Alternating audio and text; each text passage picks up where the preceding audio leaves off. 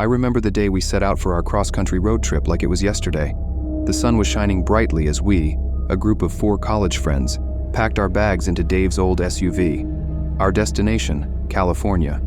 It was supposed to be the trip of a lifetime, a final hurrah before graduation thrust us into the real world. Little did we know it would turn into a nightmare that would haunt us forever. The first few days were perfect. We sang along to our favorite songs, laughed at each other's terrible jokes, and took countless selfies against stunning backdrops. But things took a dark turn on the 5th day. We were driving through a remote stretch of highway in Nevada, surrounded by nothing but endless desert. The road shimmered in the heat, and the air conditioning struggled to keep up. We had just stopped at a tiny gas station for snacks and fuel, and as we got back on the road, we spotted him. A lone hitchhiker stood by the roadside, his thumb out, and a tattered backpack slung over his shoulder. He looked young, maybe in his early 20s, with unkempt hair and a hollow look in his eyes. We debated whether to pick him up. "Come on, guys, it's scorching out there," Jess argued. "He could really use a ride." "I don't know," Dave said, eyeing the hitchhiker warily. "You hear stories about hitchhikers?" "Let's just do a good deed," I added. "What's the worst that could happen?" We pulled over, and the hitchhiker's face lit up with gratitude. He introduced himself as Sam and told us he was heading to California to start a new life. He seemed harmless enough, and we welcomed him into the SUV. For the first hour, Sam was quiet, staring out the window. Eventually, he began to open up, sharing bits and pieces of his life. He had lost his family in a tragic accident and was looking for a fresh start. His story was heartbreaking, and we felt for him. But then strange things started happening. It began subtly. Jess's phone, which had been fully charged, suddenly died. The radio started playing static, no matter what station we tuned into. The air grew colder, despite the desert heat outside. "Must be the car acting up," Dave said, though he didn't sound convinced. As night fell, we decided to find a place to camp. We pulled off the highway into a desolate rest area with a few picnic tables and an old restroom. It wasn't ideal, but it would do for the night. We set up our tents and gathered around a campfire, trying to keep our spirits high. Sam sat a little apart from us, staring into the flames. There was something unsettling about his silence, the way his eyes seemed to reflect the fire's glow. Suddenly, he spoke. "Do you believe in curses?" he asked, his voice barely above a whisper. We exchanged uneasy glances. "Curses?" I asked, trying to keep my tone light. "You mean like bad luck?" Sam nodded. "Yes, but more than that. A curse that follows you, no matter where you go. A curse that dooms everyone around you." A chill ran down my spine. "That sounds like something out of a horror movie," I said with a nervous laugh. Sam's gaze fixed on me, his eyes dark and intense. "It's real," he said. "I'm cursed. Anyone who helps me ends up dead." We laughed it off, attributing it to his tragic past and the eerie atmosphere. But deep down, I couldn't shake the feeling that he was serious. That night, I couldn't sleep. I kept hearing noises outside my tent. Whispers, footsteps, rustling leaves. When I finally drifted off, I was plagued by nightmares. Shadowy figures loomed over me, their eyes glowing with malice. I woke up to screams. Rushing out of my tent, I saw Jess standing by the edge of the campsite, her face pale with terror. "It's Dave," she cried. "He's gone." We searched the area frantically, but there was no sign of him. His tent was empty, his belongings untouched. It was as if he had vanished into thin air. Panic set in. Sam stood apart from us, watching with an unreadable expression. "I warned you," he said quietly. "The curse—" "Shut up," Jess screamed. "This is your fault." Before we could react, the sky darkened unnaturally, and a cold wind swept through the campsite. The fire went out, plunging us into darkness. We huddled together, our flashlights flickering weakly. "We need to leave," I said, my voice trembling. "Now." We packed up in record time, our fear lending us speed. Sam tried to join us in the car, but Jess shoved him away. "You stay away from us," she shouted. "You're the reason this is happening." Sam didn't argue. He simply watched us with those haunting eyes as we sped off into the night. We drove for hours, the tension in the car palpable. No one spoke, each of us lost in our own thoughts. Jess sobbed quietly, her fear and guilt overwhelming her. I kept glancing in the rearview mirror, half expecting to see Sam's face staring back at me. Eventually, we had to stop. Exhaustion and fear were taking their toll. We found a cheap motel and checked in, too drained to care about its dingy appearance. Inside the room, we huddled together, leaving the lights on. "I can't believe this is happening," Jess whispered. "What if we never find Dave?" "We will," I said, trying to sound confident. "We'll call the police in the morning. They'll help us." But deep down, I wasn't sure. The memory of Sam's words haunted me. What if he was right? What if we were cursed? That night, I dreamed again. This time, I saw Dave. He was standing by the edge of a dark forest, his face twisted with fear. He tried to speak, but no sound came out. Shadowy figures surrounded him, their eyes glowing red. I woke up with a start, my heart pounding. The room was eerily quiet, too quiet. I turned to wake Jess, but she was gone. Her bed was empty, the sheets rumpled. "No, no, no," I whispered, my breath coming in short gasps. I checked the bathroom, the hallway, even the parking lot. There was no sign of her. Panic threatened to overwhelm me. I was alone, completely and utterly alone. I sank to the floor, tears streaming down my face. What was happening? Was this really a curse, or was I losing my mind? Hours passed in a blur of fear and despair. Morning came, but it brought no relief. I knew I had to keep moving, to find help. I packed up and got back on the road, my hands shaking as I gripped the steering wheel. I drove aimlessly, my mind racing. Every shadow seemed to hide some unspeakable horror. Every reflection in the rearview mirror seemed to hold Sam's dark eyes. Eventually, I found a small diner and pulled over. I needed a break, a moment to collect myself. The diner was nearly empty, and I sat at the counter, staring blankly at the menu. A waitress approached, her kind eyes full of concern. "You look like you've seen a ghost, honey. You okay?" I shook my head. "No, I'm not okay. My friends, they're gone." She frowned. "Gone? What do you mean?" I hesitated, then told her everything. The hitchhiker, the curse, the disappearances. She listened intently, her expression growing more troubled by the minute. "You're not the first," she said when I finished. "There have been other stories. People picking up a hitchhiker around here, then disappearing without a trace." A chill ran down my spine. "What happened to them?" She shook her head. "No one knows. Some say it's a ghost. Others think it's something darker." I felt a surge of determination. "I have to find my friends. I have to end this." She nodded. "Be careful, honey.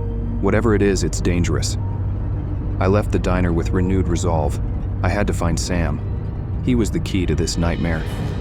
I drove back to the rest area, where we had last seen him, hoping against hope he would be there.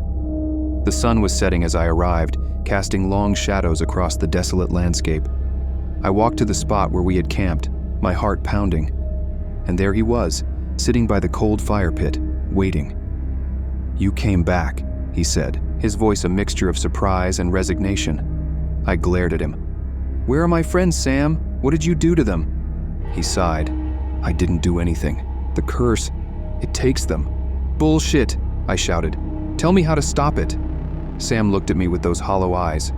"There's only one way to end it. Someone has to willingly take on the curse. Only then will the others be freed." I stared at him, my mind racing.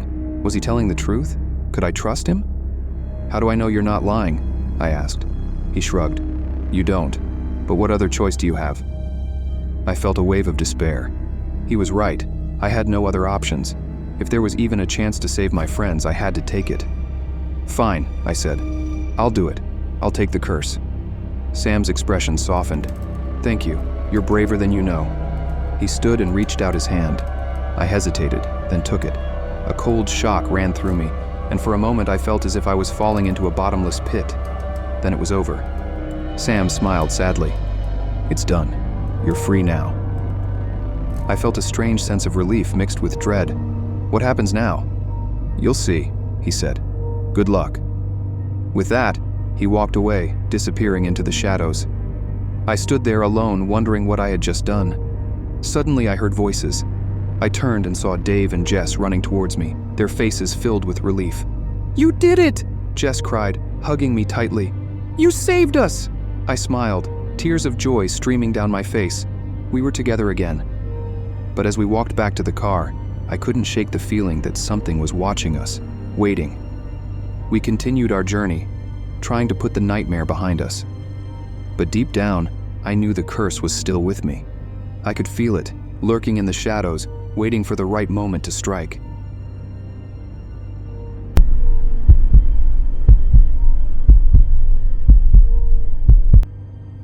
The road stretched out before us, a seemingly infinite ribbon of asphalt cutting through the barren landscape. It was supposed to be a simple family road trip to visit my sister in Oregon. My wife Laura, our 2 kids, Tim and Sophie, and I had been looking forward to this getaway for months. Little did we know it would become a nightmare that we would never escape. The first leg of the journey was uneventful. We played road trip games, listened to music, and enjoyed the changing scenery. But as we crossed into the remote parts of Nevada, things began to change. The sky turned an ominous shade of gray, and an unsettling silence enveloped us. We took a wrong turn somewhere around the Nevada-Utah border, but it didn't seem like a big deal at first. The GPS recalculated, guiding us onto a narrow, winding road that wasn't on our map. We decided to follow it, thinking it would eventually lead us back to the main highway. As the hours passed, the landscape grew more desolate. No other cars passed by, and the towns became fewer and farther between. Our cell phones lost signal, and the radio picked up only static. A sense of unease settled over us. "Dad, are we lost?" Tim asked from the back seat, his voice tinged with worry. "No, buddy," I replied, trying to sound confident. "The GPS will get us back on track soon." Laura glanced at me, her eyes mirroring my own concern. "Maybe we should turn back," she suggested. I nodded, deciding it was the best course of action. I found a spot to make a U-turn and headed back the way we came. But after what felt like hours of driving, we were still on the same road, with no sign of the turnoff we had taken. "This can't be right," I muttered, checking the GPS again. It now displayed a message that sent chills down my spine. "Route not found." "Let's keep going," Laura said, trying to stay positive. "We have to reach somewhere eventually." Night fell, and the road remained the same, endless, unchanging. The headlights cut through the darkness, revealing nothing but the same barren terrain. The kids had fallen asleep, their uneasy dreams evident in their restless movements. I was starting to feel the strain of driving for so long. My eyes were heavy, and my mind was foggy with exhaustion. "We need to stop and rest," Laura said, noticing my struggle. "We can take turns driving in the morning." Reluctantly, I agreed. We pulled over to the side of the road and settled in for the night. The kids curled up in the back seat while Laura and I reclined our seats as much as we could. The car was silent, except for the occasional rustling of the wind. I drifted off into a fitful sleep, plagued by dreams of endless roads and faceless figures watching us from the shadows. I awoke with a start in the early hours of the morning. The sun was just beginning to rise, casting an eerie glow over the landscape. I glanced around, my heart sinking. We were still on the same road, with no sign of any other vehicles or landmarks. It was as if we had been trapped in a loop. I shook Laura awake, my voice trembling. "Something's wrong. We should have seen another car or a town by now." She rubbed her eyes and looked around, her face paling. "What do we do?" "We keep driving," I said, trying to sound determined. "We'll find a way out."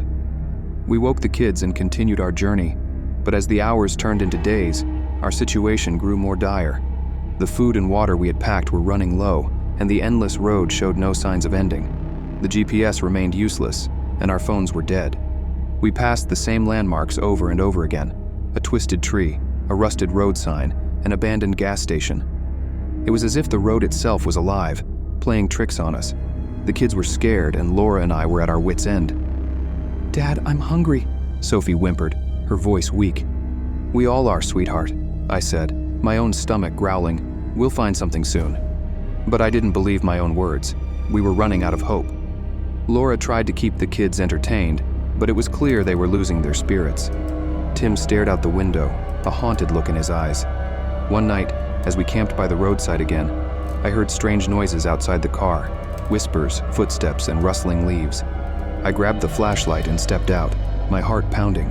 The darkness seemed to close in around me, and the air was thick with tension.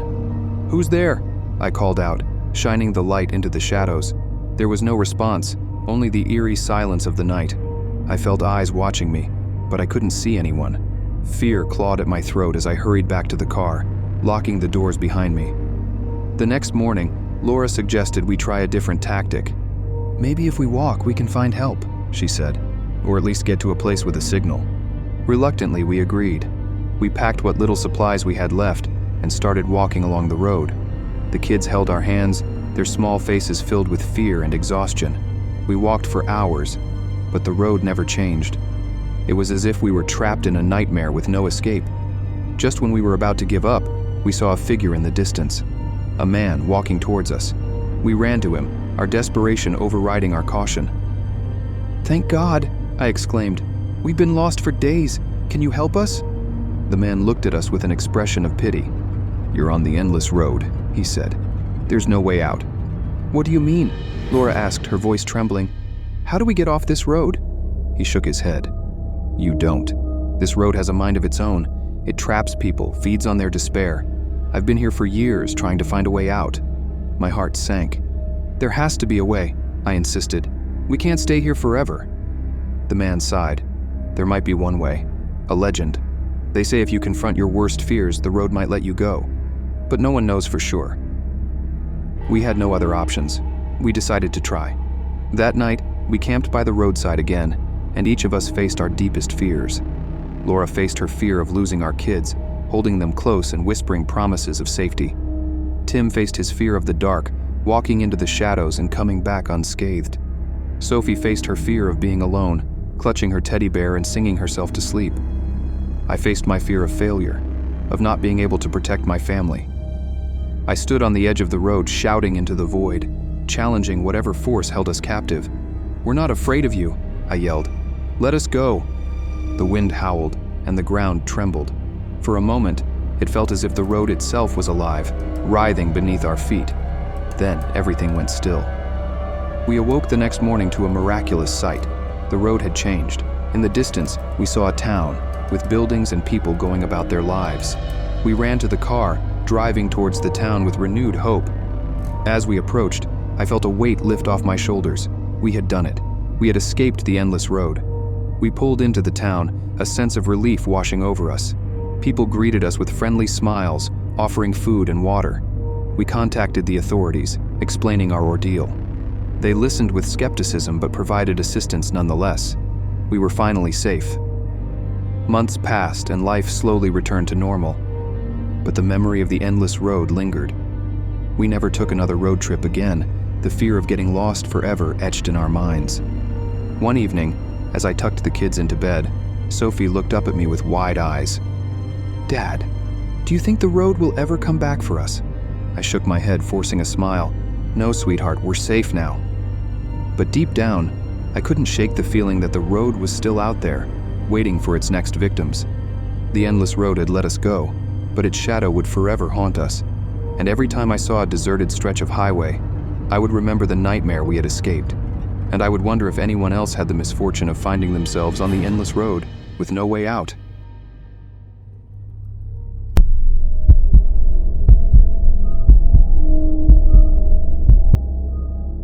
The tension between Laura and me was palpable as we drove down the deserted highway. The road trip was supposed to be a last-ditch effort to save our crumbling marriage, but so far, it felt like we were just running away from our problems. The endless miles of asphalt stretched before us, the landscape outside our windows growing increasingly desolate. "Maybe this was a mistake," Laura muttered, staring out the window. "We're here now," I replied, trying to keep the frustration out of my voice. "Let's just try to make the best of it." As night fell, a storm began to brew. Dark clouds rolled in, and the wind picked up, howling through the empty plains. The rain started as a drizzle but quickly turned into a downpour. Visibility was terrible, and we had no choice but to find a place to stop for the night. "Look," Laura said, pointing ahead. Through the sheets of rain, a flickering neon sign appeared on the side of the road. "Motel." "It's better than nothing," I said, pulling into the gravel parking lot. The place looked old and run down, with paint peeling from the walls and weeds growing through the cracks in the pavement.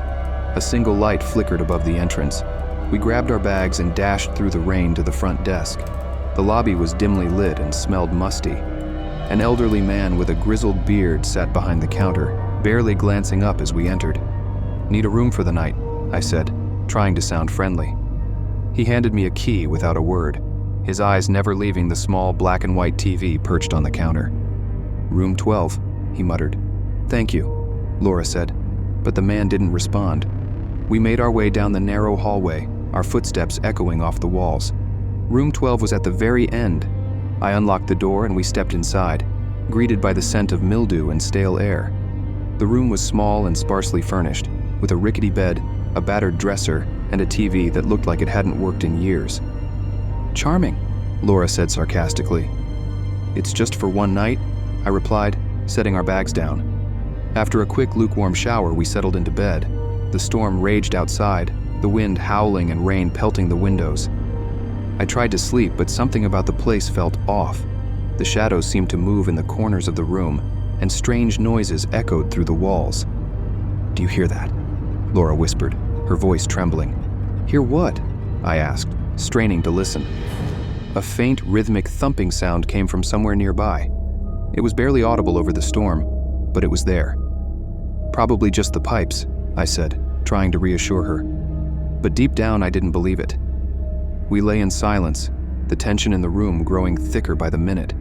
Then suddenly, there was a loud bang from the room next door, followed by a chilling scream. We both sat up, our hearts pounding. "What the hell was that?" Laura asked, her eyes wide with fear. "I don't know," I replied, getting out of bed. "Stay here. I'll go check it out." "Be careful," she whispered. I crept out into the hallway, the dim light casting eerie shadows on the walls. The scream had come from room 11, the door slightly ajar. I hesitated, then pushed it open. The room was empty, but the bed was unmade, and a suitcase lay open on the floor, clothes strewn about. It looked like someone had left in a hurry. I stepped inside, and the door slammed shut behind me. I jumped, my heart racing, and tried the doorknob. It wouldn't budge. A cold breeze swept through the room, and I shivered. I turned around and saw a figure standing in the corner, barely visible in the dim light. It was a woman, her eyes wide with terror, her mouth open in a silence. "Who are you?" I asked, my voice shaking. She didn't respond, just stared at me with those haunting eyes. Then she began to fade, her form dissolving into mist. I blinked, and she was gone. The door creaked open behind me, and I stumbled back into the hallway. Laura was standing there, her face pale. "What happened?" she asked. I don't know," I stammered. "There was a woman and then she just disappeared." Laura grabbed my arm, her grip tight. "We need to leave, now." We hurried back to our room, grabbed our bags, and rushed to the front desk. The old man was still there, watching his TV. "We're checking out," I said, slamming the key on the counter. He looked up at us, a knowing smile on his face. "It's not that easy," he said. "What do you mean?" Laura demanded. "Once you're here, you can't leave," he replied. "The motel won't let you." We didn't wait to hear more. We ran out into the storm, threw our bags into the car, and sped off down the road. But no matter how far we drove, we always ended up back at the motel. "This can't be happening," Laura said, tears streaming down her face. "We're trapped." I didn't know what to say. The road looped back on itself, bringing us back to the same cursed spot. We parked the car and sat in silence, the reality of our situation sinking in. "We have to go back inside," I said finally. "Maybe there's something we missed, some way to break the cycle." Laura nodded, though she looked terrified. "Okay, let's do it." We returned to room 12, and I began to search the room for anything that might help us escape. I checked the dresser, the bed, and even the old TV, but found nothing. Laura sat on the bed, staring at the wall. "This place is evil," she said. "I can feel it." I couldn't disagree. The air was thick with a malevolent presence, and the shadows seemed to whisper threats. As I rifled through the drawers, I found an old, tattered journal. The pages were yellowed with age, and the writing was barely legible. "Look at this," I said, showing Laura the journal. She took it from me, flipping through the pages. "It's a diary," she said. "It belonged to someone who stayed here years ago." The entries told a chilling story. The author wrote about experiencing strange occurrences much like ours. They described seeing ghostly figures, hearing screams in the night, and feeling an oppressive force that seemed to feed on their fear. "The last entry," Laura read aloud, her voice trembling. "It says, 'The only way to escape is to confront the motel's darkest secret, to face the horror that lies within.'" I felt a cold dread settle over me. "What does that mean?" "I'm not sure," she said, her hands shaking. "But we have to try. We can't stay here forever." Determined to find the truth, we decided to explore the motel further. We left room 12 and made our way to the basement, the one place we hadn't checked. The stairs creaked under our weight, and the air grew colder as we descended. The basement was dark and dank, with a musty smell that made me gag. We used our flashlights to navigate the maze of old furniture and forgotten relics. As we moved deeper into the basement, we found a door marked "Private." "This must be it," Laura said, her voice barely a whisper. I took a deep breath and opened the door. Inside was a small room, lit by a single, flickering bulb. In the center of the room was a large, ornate mirror. The frame was covered in strange symbols, and the glass was dark, reflecting nothing. "What is this?"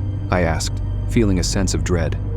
"I don't know," Laura replied, "but I think we need to face it, whatever it is." We stepped closer to the mirror, and as we did, the glass began to ripple, like water disturbed by a pebble. A figure emerged, slowly becoming clearer. It was the woman I had seen in room 11, her eyes filled with sorrow. "Help me," she whispered, her voice echoing in the small room. "Who are you?" I asked. "I was trapped here just like you," she said. "I couldn't escape. The motel wouldn't let me. It feeds on our fear, our despair." "How do we stop it?" Laura asked, tears in her eyes. "You must confront the source," the woman said. "The evil that lies within the mirror. You must face your deepest fears and destroy them." With that, the woman's image faded, and the mirror's surface returned to its dark, reflective state. I turned to Laura, determination in my eyes. "We have to do this. For us." She nodded, and we both stepped up to the mirror. As we stared into the glass, our reflections began to change. We saw ourselves twisted and distorted, our fears manifesting before us. Laura saw herself alone, abandoned, and I saw myself losing her, unable to protect her. "You're not alone," I said, reaching out to her. "We'll face this together." She took my hand, and we focused on the mirror, willing ourselves to confront our fears. The images grew more intense, more horrifying, but we held our ground. We refused to let the motel's evil consume us. The mirror began to crack, the symbols on the frame glowing with a sinister light. With a final surge of determination, we shattered the glass, breaking the motel's hold on us. The room was filled with a blinding light, and when it faded, we found ourselves back in our car, parked on the side of the road. The storm had passed, and the sun was rising, casting a warm glow over the landscape. "We did it," Laura said, tears of relief streaming down her face. "We're free," I replied, feeling a weight lift off my shoulders. We drove away, leaving the motel and its dark secrets behind us. Our marriage wasn't magically fixed, but we had faced our fears together and come out stronger. And as we continued our journey, I knew we could handle whatever came our way.